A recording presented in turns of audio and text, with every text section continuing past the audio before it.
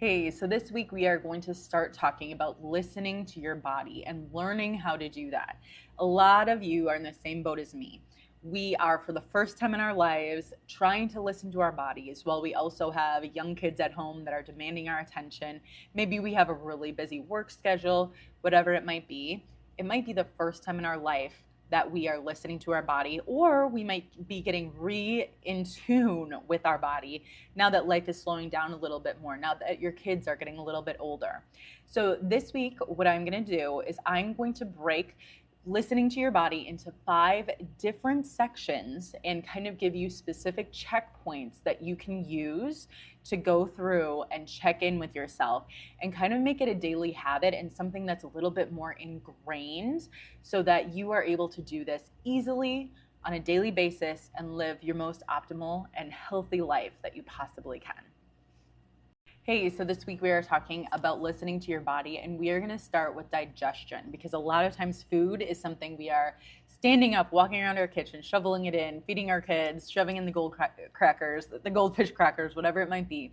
But I want you to think of some of these different things that you can do as you're eating. It's not going to take more time, but there are different checks that you can go through as you are eating.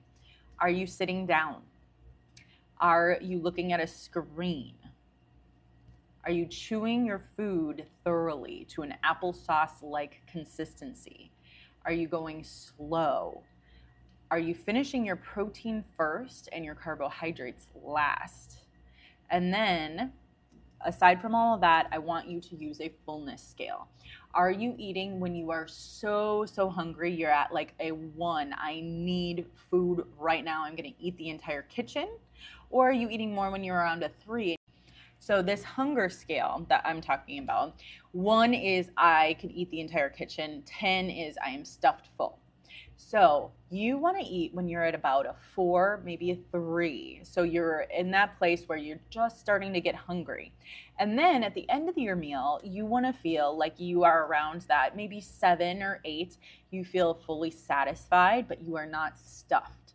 That fullness cue alone is what has helped me maintain my weight for the better part of a year for the first time in my entire life. So using that, in my opinion especially, is gold. Using that fullness scale, eating before it's an emergency, and not eating until you're overly full. Now, the other thing with digestion is I want you to pay attention to gas. I want you to pay attention to how consistently you're having a bowel movement and any other things that are happening digestively, because they are your body also trying to tell you something. Hey, so we are going to be talking about listening to our body this week. We talked about digestion already. Next, we are going to be talking about energy. We're going to be paying attention to how our body is specifically feeling. So, paying attention to how do I feel right away in the morning when I wake up? Am I waking up with a headache? Is my jaw sore because I've been grinding my teeth? Those types of things. Ask yourself those questions. How am I feeling before I work out? How am I feeling after I work out? How am I feeling if I skip my workout? How do you feel with different types of exercise when you do exercise? So paying attention, is the HIIT workout really depleting me, but yoga or the low intensity cardio is making me feel a little bit more energized? Paying attention to that, because sometimes it's the type of exercise that's going to affect our energy one way or the other.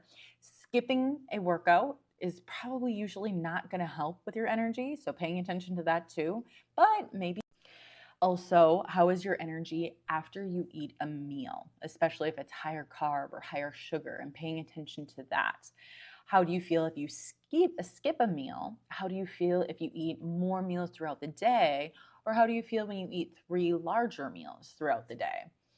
Also, how is your energy when your stress is high, or how is your energy when your stress is low? And knowing what that is normally feels like in your body, so you can pay attention to that. Also, how is your energy before you go to bed? Do you feel completely depleted? Is it hard for you to go to sleep? Maybe that's something that's signaling you need a different kind of bedtime routine. So again, all of these are questions you're asking yourself at different times, morning and evening, when you're stressed and not stressed, and surrounding exercise and meals. This is something that's going to help you find what's best for your life. Hey, so this week we are talking about starting to listen to your body, and we already talked about digestion and energy. Now we're going to talk about social situations and listening to our body in those, because it can be very difficult sometimes to kind of navigate what we want and what we truly think, trying to please others. All of these things can kind of be going on in our mind. But I want you to pay attention and ask yourself, how do I feel when I'm alone versus when I'm with others? And specific others too, different social groups. Do I feel on edge or easygoing right now? Do I feel present or distracted? Do I feel energized or drained from certain relationships? Do I feel like I'm both listening to the person I'm with and being heard? Do I feel supported or misunderstood? And do I feel at peace and like I want to be better? Or do I feel like I'm not really being myself? Now, again, I'm going to share this. This is going to be something that you can kind of look through and ask yourself, because the answer to this is not always going to be the same. With different situations, with different people, we are going to feel differently. Now, when you start paying attention to how you feel in some of these social situations before you go out and do something, while you're out doing something, how you feel afterwards, it's going to give you a really good clue if that relationship is healthy for you, if there's some changes you need to make with that relationship, if there's something you need to speak up about, or maybe you notice, hey, I need to kind of step on the brake a little bit and listen a little bit more because I was talking a lot. Whatever it might be, this is something that's going to help you feel better. Social health is so important to our overall health. Other people are what complete us and make us feel needed and wanted.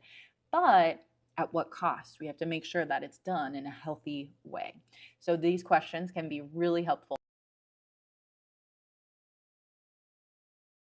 Hey, this week we are talking about listening to our body.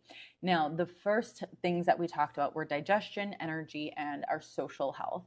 Now we are going to be talking about our attitude. Now, this is something that's really going to help us because we're going to kind of realize, am I playing the victim, or is this actually a hard day? What is happening right now? And these are some questions you can ask yourself. Am I bringing or sucking energy from this situation? Am I talking myself up, or am I bringing myself down with my inner dialogue?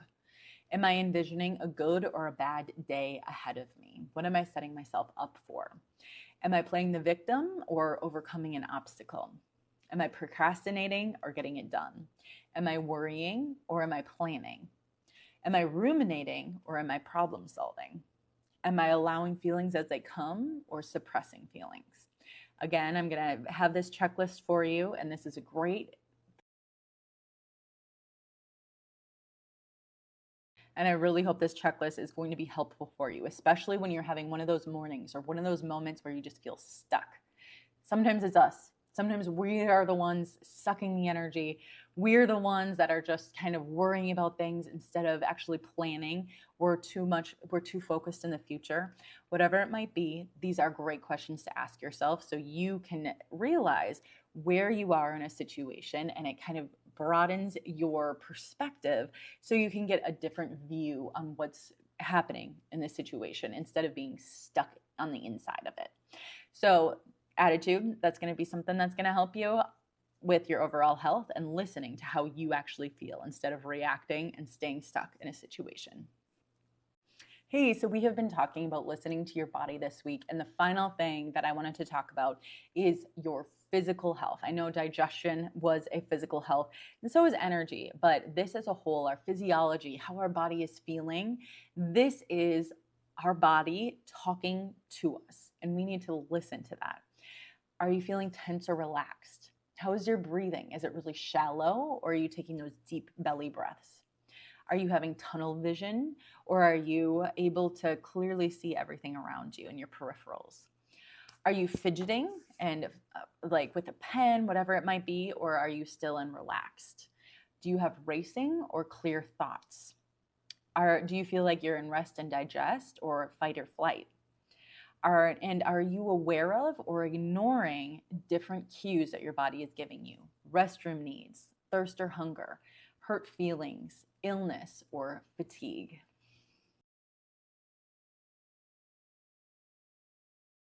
So this is a checklist I'm going to give you also, but some of these things, when we are in that fight or flight state, we are ignoring. I have to go to the bathroom. I'm really hot. I feel really upset because someone's just said something to offend me. And you're probably, as a result, going to burst. You're probably going to snap at someone. You might start crying, which is okay. That's a healthy way to handle your emotions. But when we don't notice we're in this place, that's oftentimes when something is going to snap inside of us. But if we realize we're there and we take little steps to de escalate, that's what's going to bring us back down in a healthier way and help us not to be afraid of these bigger emotions. And I have a book I'm going to link on here too that has been super helpful with recognizing when you're in fight or flight, shut down, and when you're in a good place. So I'm hopeful that's a good resource.